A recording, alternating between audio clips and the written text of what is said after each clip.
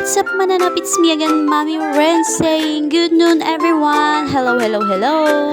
For today's content, guys, is for the makeup artist mo ng ating Junakins now.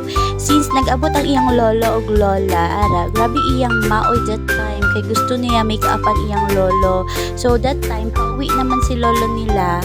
So grabe iyang maoy kay di niya pahalinon kay mag-makeup daw lagi no. Perks of having an apo na makeup artist ko no hay. Kay kung pagbuntis na ko guys, nahinumdum ko nga si Leticia akong permanente ginalantaw sina guys nang every night kina siya makulo ko maglantaw kay Leticia sa mga makeup niya. So anong guru guys, mauna siya nga ganahan siya mag-makeup no kaysa pangala siguro na kun sa unag guys.